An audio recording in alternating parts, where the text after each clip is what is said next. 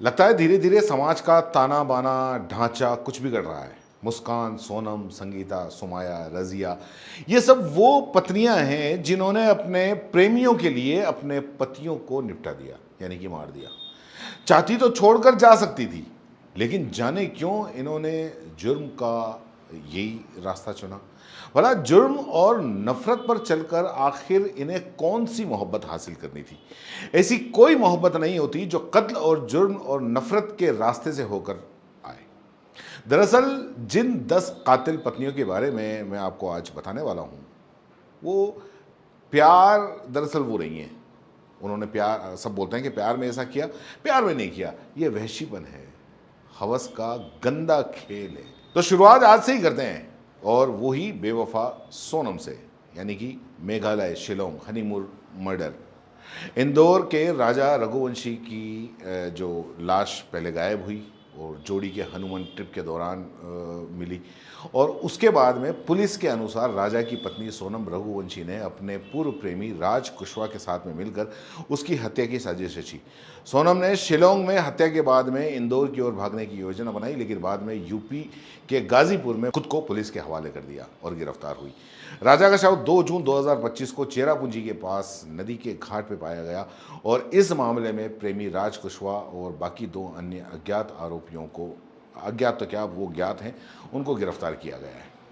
अब बात करते हैं मेरठ उत्तर प्रदेश, और ये मार्च 2025 का केस है। बहुत आपको याद होगा, मेरठ के सौरभ कुमार जो 35 साल के हैं, उनकी पत्नी मुस्कान रस्तोगी, उनका प्रेमी साहिल शुक्ला ने मिलकर पति को मार डाला। आरोप है कि 3 मार्च 2025 की रात को मुस्कान ने सौरभ को खाने में नशीला पदार्थ मिलाकर बेहोश किया, और उसके बाद में उसको चाकू से वार करके उसकी हत्या कर दी। उसके शव के टुकड़े टुकड़े किए और उन्हें सीमेंट के ड्रम में ठूंस दिया, नीले ड्रम में ठूंस दिया। हत्या के बाद में आरोपी पत्नी और प्रेमी हिमाचल में घूमने का दिखावा करते रहे, और पुलिस ने दोनों को गिरफ्तार कर 12 मई 2025 को कोर्ट में चार्जशीट दाखिल की है, जिसमें 36 गवाह हैं। केस अभी भी चल रहा है। फिर आते हैं उत्तर प्रदेश, सिद्धार्थनगर नदी हत्या। जून 2025 संगीता नाम की एक महिला ने अपने प्रेमी अनिल शुक्ला और विक्की के साथ में मिलकर पति जो कनन है उसको मार डाला। दोनों आरोपी 2 जून 2025 को कनन को बलरामपुर की राप्ती नदी के किनारे ले गए और नशीला पदार्थ खिलाकर उनको बेहोश किया, और बेहोशी की हालत में नदी के अंदर फेंक दिया।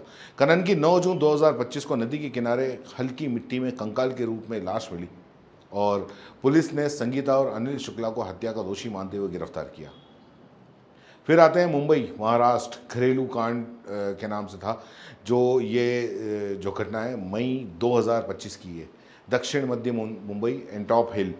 उसमें इस्माइल अली जमाल अली शेख 36 साल के थे, उसकी हत्या हुई थी, और पुलिस के मुताबिक पत्नी सुमाया शेख और उसका प्रेमी जब्बार शेख ने एक साजिश रची। सोमवार रात दोनों ने मिलकर इस्माइल की गर्दन पर धारदार हथियार से कई वार किए, और उसके बाद में सुमाया ने घरेलू चाकू से अतिरिक्त वार किए, और हत्या के बाद सुमाया ने शव को बाहर खींचकर फेंकने का दिखावा किया और पुलिस को भ्रमित करने की कोशिश की, और घटनास्थल से हत्या में इस्तेमाल चाकू बरामद कर लिया गया, और पुलिस ने सुमाया और जब्बार को बाद में गिरफ्तार किया। नालंदा, बिहार, संदिग्ध हत्याकांड था ये। नालंदा बिहार में बेलसर गांव में शंकर चौधरी की संदिग्ध मृत्यु हुई। समाचार रिपोर्ट्स के मुताबिक शंकर की पत्नी ने अपने प्रेमी संग साजिश रचकर उसे मायके बुलाया और भोजन में जहर मिलाकर मार डाला। घटना की जानकारी होने पर पुलिस ने मामला दर्ज करके जांच शुरू की। अभी तक कोई गिरफ्तारी इस मामले के अंदर नहीं हुई है। देवरिया, उत्तर प्रदेश, ट्रॉली बैग का हत्याकांड। अप्रैल 2025 नौशाद अली की लाश को देवरिया जिले की तरमकुला थाना क्षेत्र में खेत से बरामद किया था।